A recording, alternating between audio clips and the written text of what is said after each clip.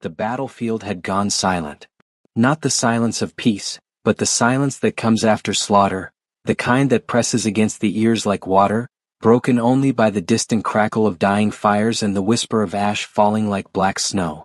The ruins of Castile Nocturne spread across the hillside like the broken teeth of some ancient beast. Its towers collapsed into themselves, its walls split open to reveal chambers that had not seen moonlight in centuries. The ground was wet. Not with rain but with blood. So much blood that the earth could not drink it all, and it pooled in the cracks between stones, reflecting the swollen red moon that hung low and malevolent in the sky. Elias Thorne knelt in that blood, his hand pressed tight against his side where the armor had been torn away. His fingers were slick and warm, and he could feel his heartbeat pulsing against his palm with each throb of pain that radiated through his ribs. His sword lay 3 feet away, half buried in the corpse of something that had once been human. Or perhaps it had never been human at all. In this war it was becoming harder to tell. He tried to stand. His legs would not obey. The strength had bled out of him along with everything else, pooling beneath him in a spreading darkness that looked black in the moonlight. His breath came in short, sharp gasps that burned in his chest. Each one felt like it might be the last, and part of him, a tired, distant part that had seen too much and survived too long, thought that might not be such a terrible thing. The wind picked up, carrying with it the scent of ash and roses. Elias lifted his head, his vision swimming, and that was when he saw her. She descended from the broken tower like a falling star made flesh, like some terrible angel cast down from a heaven that had no more use for beauty that could kill. Her wings spread wide, vast membranes of shadow and crimson sinew stretched between bones that looked carved from obsidian. They caught the moonlight and shattered it into fragments of bloody illumination that danced across the ruins.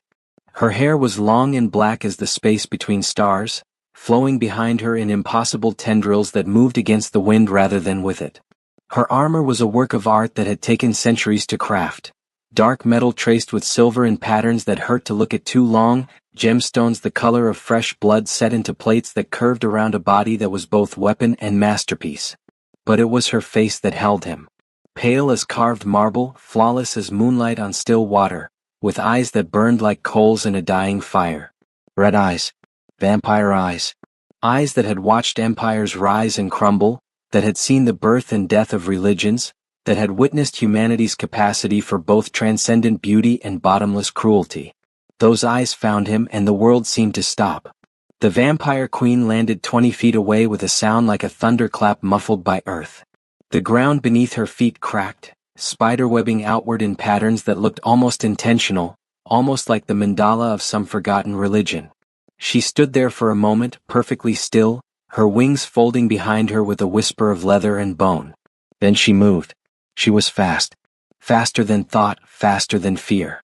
One moment she stood at a distance. The next she was there, kneeling before him, her hands reaching out and then stopping, hovering over his wound as if she were afraid to touch him. As if he were made of something more fragile than flesh. "You're hurt." Her voice was like nothing human, layered and resonant, as if multiple voices spoke in harmony from somewhere deep in her chest. There was something else in it too. Something that sounded almost like pain. Elias tried to laugh, but it came out as a cough that brought the taste of copper to his mouth. Astute observation, he managed, his voice rough and weak. "The centuries have made you wise, Your Majesty." She did not smile. Her eyes moved over his wound with an intensity that was almost clinical, cataloging the damage with the expertise of someone who had both inflicted and suffered every possible injury a body could endure. Her hands trembled. It was such a small thing, such a human thing, that for a moment Elias forgot what she was. This should not have happened. The words came out quiet, but there was something terrible building behind them, something vast and old and full of rage that had nowhere to go. "You were not supposed to be here. You were supposed to stay with the rear guard. You were supposed to be safe." Safe. Elias repeated the word like it was in a foreign language. "There is no safe. Not in this war. Not in your war." Something flickered across her face, something that might have been guilt, might have been grief, might have been both tangled together so tightly that they had become the same thing. She shook her head and her hair moved like living smoke. "This is not my war. This war was forced upon me. Upon all of us. And yet you lead it." Elias felt his strength beginning to fade, felt the darkness at the edges of his vision starting to close in like a shroud. You raise the armies. You give the orders. You send men like me to die in ruins like this. To survive. The queen's voice cracked, and for just an instant, Elias heard something beneath the monster, something that remembered what it meant to be afraid. I give orders so that we might survive. All of us. Human and vampire alike. Noble. The word came out bitter. Tell that to the men who died tonight. Tell them how noble it was when the church's hunters tore through the western flank. Tell them how survival justified there. You were hurt because of me. The words cut through his anger like a blade through silk. Elias stopped, his breath catching in his throat for reasons that had nothing to do with the wound in his side. The queen had gone very still, her hands still hovering over him, her red eyes fixed on his face with an intensity that made him feel transparent, as if she could see through flesh and bone to the truth beneath. What? You were hurt because of me. She said it again, slower this time, each word carrying the weight of something that might have been realization or might have been confession. The hunters broke through because I sent the Crimson Guard to the eastern approach. I thought the church would attack from the river. I was wrong. And you? Her eyes dropped to his wound and something in her expression crumbled. You threw yourself in front of Lady Vesper when the hunter came for her. I saw it. From the tower. I saw you take the blade meant for her throat. Elias blinked. His memory was fragmentary, broken into shards by pain and blood loss. He remembered the hunter, a man in white and silver, his blade burning with holy fire. He remembered Vesper, one of the queen's inner circle, her back turned as she fought 3 men at once. He remembered seeing the hunter's blade coming down, remembered his body moving before his mind could catch up, remembered the burning cold as blessed steel punched through his armor and into his flesh. She would have healed, he said, the words coming out hollow. Vampires heal. Humans don't. She would have died. The queen's voice had gone quiet again, but this time there was no rage beneath it. Only something that sounded like sorrow. Blessed steel through the heart. Even we cannot recover from that. You saved her life. You sacrificed yourself for one of my people. Your people are my people now. Elias felt the words leaving him, felt the truth of them settling in his chest beside the pain. I chose this. I chose your banner. Your cause. When my own kingdom cast me out, when the church branded me heretic for refusing to kill the vampire children in the village of Thornhaven, you offered me a place. You gave me purpose. If I die for that, then I die for something worth dying for. The queen stared at him. For a long moment she said nothing. Then slowly she reached up and removed one of her gauntlets. Her hand beneath was pale as porcelain, delicate and perfect, with long fingers tipped in nails like crimson glass. She reached out, hesitating for just a heartbeat, and then laid her palm flat against his wound. Elias gasped. Not from pain but from the sudden absence of it. Heat flooded through him, not the feverish heat of infection but something else entirely. Something that felt like sunlight captured and made gentle, like wine and honey and the first breath after drowning. Crimson light bloomed beneath her palm, spreading across his torn flesh like liquid fire. He felt his skin knitting together, felt the severed muscle reweaving itself, felt bones that had been cracked straightening and fusing whole. The magic sang. It moved through him in waves, each one carrying memories that were not his own. He saw centuries flash past, cities built and burned, kingdoms rising from mud and returning to it, faces he did not know speaking languages that had died before his grandfather's grandfather was born. And through it all, like a thread of crimson running through darkness, he saw her. The queen. Alone. Always alone even when surrounded by thousands. Watching humanity grow and change and destroy itself in endless cycles. Watching her own kind dwindle and hide and forget what they had been. Watching the world become something she no longer recognized. Then the magic faded, and the memories went with it, leaving only the ghost of their passage like the aftertaste of wine. Elias looked down at his side. The wound was gone. Not healed, gone as if it had never existed. Even the blood had evaporated, leaving only the torn fabric of his shirt to prove that he had ever been injured at all. He looked up at the queen.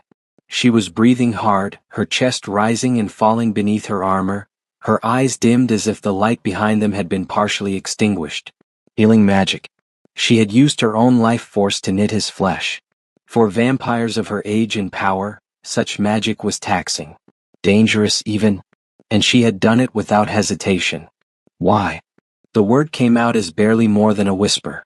She met his gaze, and for the first time since he had known her, since he had knelt before her throne and sworn his oath to her cause, he saw something in her eyes that looked almost like vulnerability. "Because you were hurt because of me," she said, and her voice was raw and soft and utterly certain. "Because I sent you to this place. Because I made the choice that put you in harm's way. Because you sacrificed yourself to protect one of mine, and I—" She paused, and something in her expression shifted, hardened, crystallized into something that looked like iron forged in blood. "I won't allow that again." "You can't promise that." Elias found his strength returning, felt his legs steadying beneath him. He pushed himself to his feet, and she rose with him, her wings spreading slightly as if to steady him should he fall. "This is war. People get hurt. People die. You can't protect everyone." "No." The queen's eyes blazed back to full brightness, crimson fire burning in the darkness. "But I can protect you." The words hung in the air between them, heavy with implications that neither of them was ready to name. Around them, the ruins of Castile Nocturne stood silent and broken, bearing witness to something that might have been a vow or might have been a promise or might have been the first thread of something that would either save them both or destroy everything they had fought to build. Elias opened his mouth to respond, to protest, to argue that he was just one soldier among thousands, that his life was no more valuable than any other, that she could not afford to make such promises in a war that had already consumed so much. But before he could speak, before he could give voice to any of those objections, a sound cut through the night, a horn, deep and resonant and full of warning. They both turned toward the eastern wall. Beyond it, in the valley below, lights were beginning to appear. Torches. Hundreds of them. Thousands. The church's reinforcements had arrived sooner than expected, and they had brought an army that outnumbered the queen's forces 3-1. The queen's expression shifted instantly from vulnerable to commanding, from the woman who had knelt to heal a dying soldier to the general who had held the darkness at bay for 3 centuries. Her wings spread to their full span, a cape of shadow and blood that blotted out the moon. Her hand moved to the sword at her hip, a blade forged before Christianity had reached these lands, before Rome had fallen, before the pyramids had risen from Egyptian sand. "Can you fight?" She did not look at him as she asked, her eyes fixed on the approaching army, calculating angles and strategies and acceptable losses with the cold efficiency of someone who had fought more battles than most kingdoms had waged in their entire histories. Elias checked his body. The wound was gone, and with it the weakness. He felt strong.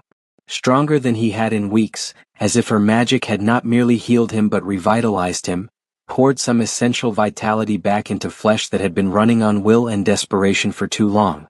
He retrieved his sword, testing its weight, and found his grip steady. "I can fight." "Good."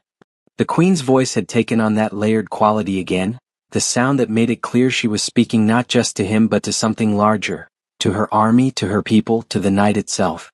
"Then stay close to me." "What I said before?"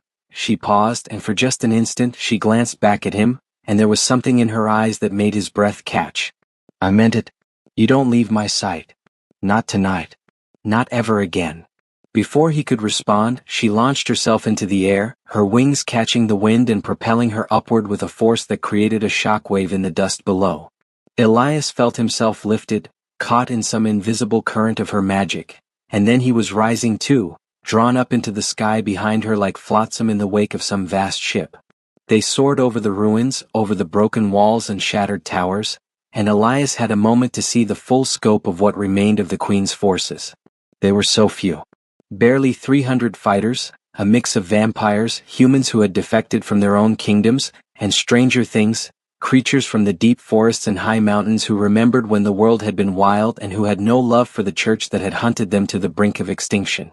They stood among the ruins, weapons drawn, facing an army that stretched from horizon to horizon like a sea of torchlight and steel. It should have been despair.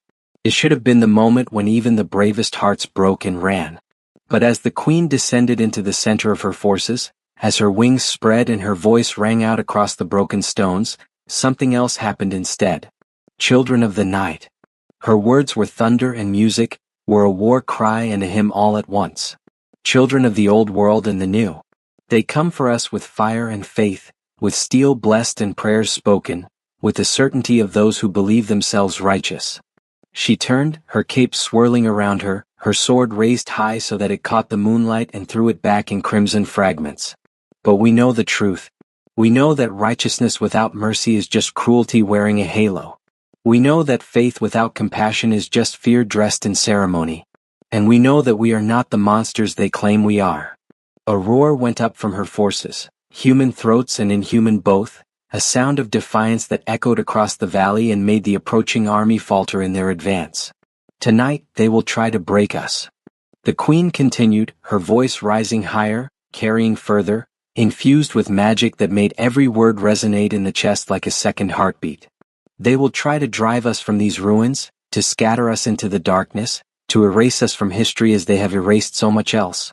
But I make you this promise. She paused, and her eyes found Elias standing among the crowd, and something passed between them that no one else could see, a shared understanding of what promises meant, what they cost, what they required. I will not allow it. Not one more. Not tonight. Not while I still draw breath and have strength to stand. You are mine to protect, and I swear on blood and bone and the name I bore before I was made what I am, I will see every one of you live to see the dawn. The roar that followed was deafening. Elias found himself shouting with them, his sword raised, his voice joining the chorus of the damned and the defiant. And in that moment, standing in the ruins of a castle that had stood for 1,000 years, surrounded by those that the world had cast out and condemned, he felt something he had not felt since the church had burned his home and murdered his family for the crime of sheltering a vampire child from the sun. He felt like he belonged. The battle began with arrows. They came from the approaching army in waves, thousands of shafts arcing through the night sky like steel rain. The queen's magic flared, and a barrier of crimson light bloomed above them, a dome of translucent energy that caught the arrows and burned them to ash before they could fall. But the effort cost her. Elias could see it in the way her shoulders tightened, in the faint tremor that ran through her wings. Shields up.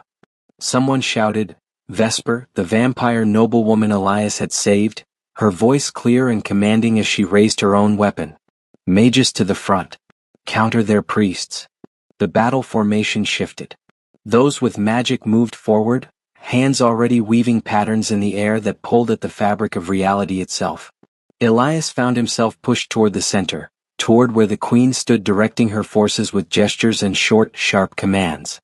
He tried to move to the flank to take his place with the other human soldiers, but each time he moved away, he felt a subtle pull, a gentle but insistent force that guided him back toward her. She had meant what she said. She was not going to let him out of her sight. The church's army reached the base of the hill and began their ascent. They moved in tight formations, shields locked, their armor gleaming with holy wards that made the vampires hiss and recoil even from a distance. At their front walked the paladins, warriors who had undergone the church's most sacred rites, whose bodies had been infused with divine magic that made them nearly invincible, nearly incorruptible, nearly unstoppable. Nearly. The first line of paladins hit the queen's outer defenses like a wave hitting a cliff. The sound was tremendous, steel on steel, flesh on stone, magic on faith. Spells erupted in cascades of color, blood sprayed in arterial arcs, men and women and creatures beyond naming fell screaming or silent or simply ceased to be, unmade by forces they barely understood. The night air filled with smoke and the stench of burning flesh and the terrible music of war. Elias fought. He moved through the chaos with the sword that the queen had given him months ago, a blade forged by vampire smiths from steel that had drunk the blood of stars. It cut through blessed armor like parchment, turned aside holy magic like water, and sang in his hands with a voice that was almost alive. He fought beside creatures he had been taught since childhood to fear and hate. Vampires with eyes like rubies and fangs like daggers, werewolves who wore human skin until the moment they didn't, fey warriors who moved like wind and struck like lightning. And through it all, he felt her presence. The queen never left his side. Even when she soared above the battle, raining death upon the church's forces with magic that turned men to ash or stone or memories that faded before they hit the ground, even then he felt her attention on him, a weight like sunlight or a hand on his shoulder. Twice a paladin broke through the line and came for him, and twice the queen was there, descending like divine wrath itself, her sword opening throats and splitting armor and sending holy warriors to meet the god they claimed to serve. "I told you to stay close," she said after the second time, not even breathing hard despite the carnage she had just inflicted. Her armor was splashed with blood, some of it likely her own, and her eyes burned with battle fury. But when she looked at him, when she checked him for injuries with that same hovering gesture she had used before, the fury dimmed into something else. Something almost tender. "I was close," Elias argued, parrying a blow from a church soldier and running him through in one fluid motion. "I was right here. Not close enough." She caught his wrist, and suddenly they were moving, her wings carrying them both up and away from the main battle, landing on a section of broken wall that gave them a vantage point over the entire field. "Look." He looked. The battle was not going well. For every church soldier they felled, two more took his place. The Queen's forces were skilled and desperate and fighting for their very survival, but they were being pushed back, step by bloody step, toward the center of the ruins where there would be nowhere left to retreat. "We can't hold," Elias said, the words bitter as ash in his mouth. "Not against these numbers." "No," the Queen's voice was quiet. "We cannot hold. But we do not need to hold. We need to survive until the signal." "What signal?" She smiled. It was a terrible smile, full of secrets and strategies and plans laid months in advance. "You are not the only one who knows how to sacrifice for the greater good, Elias Thorne." Before he could ask what she meant, the eastern sky lit up. Not with dawn, it was still hours until dawn, but with fire.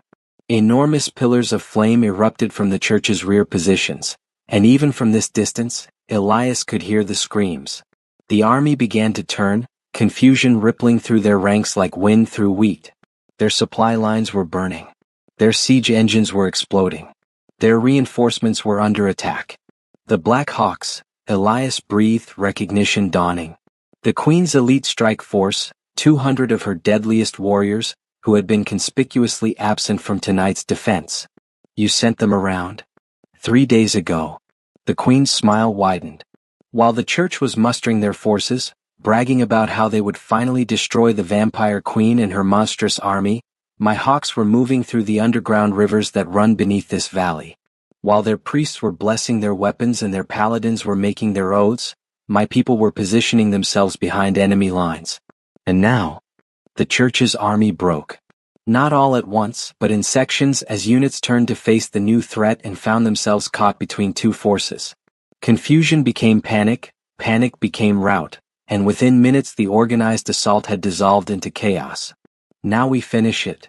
The Queen's wings spread and she rose into the air, her voice booming across the battlefield with supernatural volume. "Forward. Drive them back. Show them that we do not die quietly. Show them that we remember every village they burned, every child they murdered, every innocent life they took in the name of their righteous crusade. Tonight we show them what it means to make monsters out of those who only wanted to live." The tide turned. The Queen's forces, bolstered by hope and fury, surged forward. Elias found himself swept up in the charge, his sword wet with blood that was not his own, his voice joining the war cry that seemed to shake the very foundations of the earth. They drove the church's army down the hill, past the ruins into the valley where the Black Hawks were waiting. It became a slaughter. Not one that Elias took pleasure in, he had seen too much death to take pleasure in any of it, but one that was necessary. The church had come to commit genocide. They had brought an army large enough to wipe out every vampire, every human sympathizer, every creature that had sought shelter under the Queen's banner. If they had won tonight, if they had broken through the defenses and overwhelmed the ruins, there would have been no mercy. No prisoners. No survivors. So there was no mercy now. The battle raged until the moon began to set, until the sky in the east started to lighten from black to gray. The church's forces, what remained of them, broke entirely and fled into the forest, abandoning their weapons and their wounded in their desperation to escape. The Queen let them go. Not out of mercy. Elias had learned that the Queen was capable of mercy, but also that she understood when mercy was a luxury one could not afford, but out of practicality. Every soldier who ran was a soldier who would return to the church with stories of what had happened here, stories of the vampire queen's power and the futility of attacking her directly. Sometimes the Queen had once told him the most effective weapon is fear. As the last of the church's army disappeared into the trees, as the queen's forces began to regroup and tend to their wounded and mourn their dead, Elias found himself standing in the valley, surrounded by corpses and blood-soaked earth, feeling the exhaustion of the night settling into his bones like lead.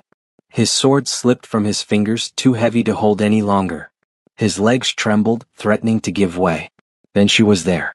The queen landing beside him with barely a sound, her wings folding back as she reached out to steady him.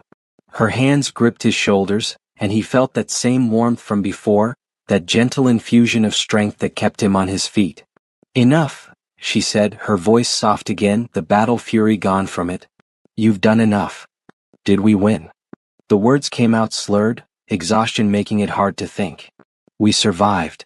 She looked around at the battlefield, at the dead and dying, at the ruins of Castile Nocturne still standing on the hill behind them. In this war, survival is victory. Elias wanted to argue, wanted to point out that survival was not victory, that they had merely postponed their destruction, that the church would come again with more soldiers and more paladins and more holy fire. But he was too tired. Too tired to argue, too tired to think, too tired to do anything but stand there and let the queen hold him up. "Come," she said, and her wings wrapped around them both, a shelter from the coming dawn. "Let me take you somewhere safe." She lifted him into her arms, and he should have felt embarrassed, should have protested that he was a soldier and could walk on his own, but he couldn't find the energy. She carried him up the hill, back through the ruins into the depths of the castle where the sun could not reach. The throne room was mostly intact, its vaulted ceiling still standing despite the battle that had raged outside. She set him down on the steps leading up to her throne, then sat beside him, close enough that their shoulders touched. They sat in silence for a long time. Outside, he could hear the sounds of her people beginning the grim work of cleaning up after battle. The wounded being carried to safety, the dead being gathered for burial or burning, depending on what they had been in life. Weapons were collected, armor repaired, defenses rebuilt. The war continued as it always continued in the space between battles. "You were right," the queen said finally, breaking the silence. Her voice was quiet, thoughtful, almost human. "About not being able to protect everyone. I cannot. I have tried for 300 years and I have failed more times than I can count. I have watched so many die. So many who trusted me, who believed in me, who thought that following me would lead them to safety." She turned to look at him, and her eyes were no longer burning with power or fury or any of the things that made her seem like something beyond mortal ken. They were just eyes. Tired eyes. Sad eyes. "But I can protect you. I will protect you. Because you are different." "Different how?" Elias asked, though part of him already knew the answer, had known it since she knelt beside him in the blood and ash and healed his wound with her own life force. "You are the first person in 200 years to sacrifice yourself for one of my people without hesitation," she said. "Not out of obligation or fear or even loyalty, but simply because it was the right thing to do. You saw Vesper about to die, and you did not see a vampire or a monster or something to be feared. You saw a person. And you chose to save her, even though it meant your own death." She reached out and took his hand, her pale fingers wrapping around his blood-stained ones. "I have spent centuries trying to convince the world that we are not monsters, that we can coexist, that we deserve to live. And in one moment, you proved what I have been trying to prove for longer than your civilization has existed." Elias looked down at their joined hands. Her skin was cool against his, but not cold. Not dead. Just different. "I don't understand." "I know." She smiled, and it was a sad smile, a smile that carried the weight of centuries. "But you will. In time you will understand what you represent. Hope. Change. The possibility that this war does not have to end in genocide. The possibility that humans and vampires can be more than enemies. The possibility that I have not been fighting for nothing all these years. That's a lot of weight to put on one soldier," Elias said, trying to inject some levity into his voice and failing. "Yes." She squeezed his hand. "Which is why I will protect you.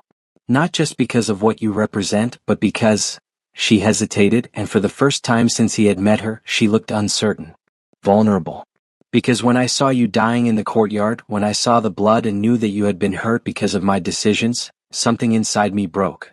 Something I thought had died centuries ago. And I realized that I cannot lose you. I will not lose you. Not to the church, not to this war, not to anything. I swear it. Elias felt something shift in his chest. It was not love, not yet, not quite.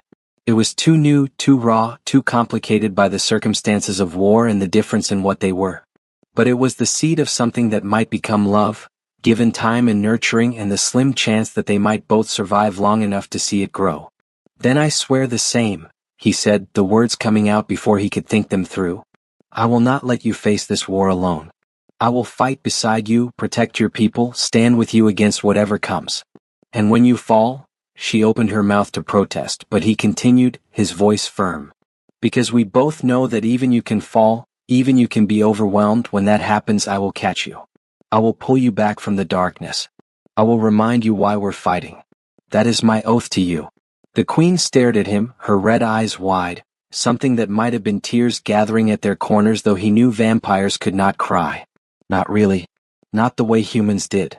Then, slowly, she leaned forward and pressed her forehead against his, her cool skin against his warm, her breath mingling with his in the space between them. Then we are bound, she whispered. By blood and oath and battle. We are bound. We are bound, Elias echoed, and felt the truth of it settle into his bones like fate. They sat that way for a long time, two figures in the darkness of a ruined throne room, surrounded by the aftermath of violence and the promise of more to come. Outside, the sun was rising, painting the eastern sky in shades of pink and gold that neither of them could see from the depths of the castle. But they could feel it, the warmth of a new day beginning, the promise that they had survived one more night, that they had earned one more chance to fight for the world they believed could exist. Eventually they would have to rise. Eventually they would have to face the reality of what tonight had cost, of how many had died, of how much harder the church would strike next time. Eventually, they would have to plan and strategize and make the hard choices that came with leadership in a war that had no good options. But for now, in this moment, they simply sat together. Two souls bound by oath and circumstance, by shared trauma and fragile hope, by the unspoken promise that they would face whatever came next together. And in the darkness of Castile Nocturne, as the world outside turned toward morning, that was enough. The war had changed. Not ended. Wars like this one, wars built on centuries of hatred and fear and religious fervor, did not end easily or quickly. But it had changed in ways both subtle and profound, in ways that rippled out from that night in the ruins like stones dropped in still water. The church still came with their armies and their paladins and their holy fire. But they came less often and with less certainty. The story of what had happened at Castile Nocturne had spread, growing in the telling until it had taken on the quality of legend. They spoke of the vampire queen who had healed a dying human with her own life force, who had sworn to protect him at any cost. They spoke of the human soldier who had sacrificed himself to save a vampire, who had proven that the queen's people were worth dying for. Some of the stories were exaggerated. Some were outright fabrications. But the core truth remained, and that truth was more dangerous to the church's crusade than any army. The monsters were not monstrous. They were people. Different, perhaps. Frightening, certainly. But capable of the same loyalty, the same sacrifice, the same capacity for both good and evil as any human. And if they were people, then maybe they did not deserve to be exterminated. It started small. A village on the western border that refused to provide soldiers for the church's next campaign. A lord who publicly questioned whether the crusade was truly righteous. A priest who stood before his congregation and asked if perhaps God's mercy extended even to those who walked in darkness. Each act of defiance was punished, but each punishment created more questions, more doubts, more cracks in the facade of certainty that the church had built over centuries. The queen's forces grew. Not dramatically, the decades of propaganda and persecution could not be undone in months, but steadily. Humans who had lost faith in the church's methods found their way to her banner. Vampires who had been hiding in the shadows, trying to survive alone, came out of their sanctuaries and joined her army. Other creatures, sensing a shift in the balance of power, made their allegiances known. And at the center of it all stood two figures who had become symbols of what the future might hold: the vampire queen and her mortal champion.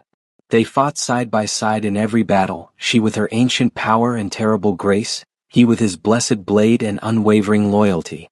She kept her promise. He never left her sight, never faced danger alone, never went into battle without her presence either beside him or above him or somewhere nearby. And he kept his. When the weight of centuries threatened to crush her, when the deaths of her people cut too deep, when she stood on the edge of despair and wondered if any of this was worth it, he was there to pull her back, to remind her of why they fought, to show her that hope was not just a memory of something she had lost long ago. They never spoke of what existed between them. It was too complicated, too fragile, too dangerous to name. The war left little room for anything as human as romance, as gentle as love. But it was there nonetheless, growing in the spaces between battles, in the quiet moments when she would check his wounds with that same hovering gesture and he would catch her hand and hold it until she smiled. It was there in the way she positioned herself in every fight to keep him in her line of sight, in the way he learned to sense when she needed blood and would offer his wrist without being asked. It was there in the darkness of the throne room, in the conversations that stretched into dawn, in the shared understanding that they had become something to each other that neither of them had words for. On the 6-month anniversary of the battle at Castile Nocturne, they stood together on the highest tower of the rebuilt fortress and looked out over the land they had fought so hard to defend. The ruins had been transformed, not restored to what they had been but built into something new, something that blended the old vampire architecture with human sensibilities, that made room for both those who walked in sunlight and those who dwelt in darkness. "Do you think we can win?" Elias asked, the question that neither of them had dared voice before. The queen was quiet for a long moment, her red eyes scanning the horizon where the sun was setting in a blaze of crimson and gold. Finally she spoke. "I do not know. The church is vast and old and certain of their righteousness. They will not surrender easily. And even if we defeat them, even if we force them to the negotiating table, there will be others who rise up to take their place. Hatred is easier than understanding. Fear is simpler than acceptance. We may fight this war for the rest of your lifetime and beyond." "That's not an answer." She turned to look at him, and there was something in her eyes that he had never seen before. Not hope exactly, but the possibility of hope. The idea that hope might be possible. "No," she agreed. "But it is the truth. And the truth is that I do not know if we can win this war. But I know that we can survive it. That we can build something worth surviving for. That we can prove, day by day and battle by battle, that the world does not have to be divided into monsters and men. That there is another way." She reached out and took his hand, her cool fingers intertwining with his warm ones. "You asked me once why you were different. This is why.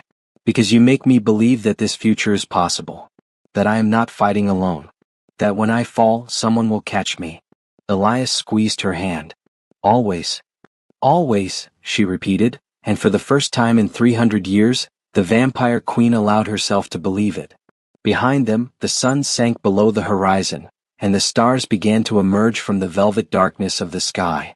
The war continued. It would continue for years, perhaps decades, perhaps longer. But in that moment, standing together on the tower of Castile Nocturne with their hands joined and their oaths binding them to each other and to the cause they both believed in, they were not afraid. They had survived. They had each other.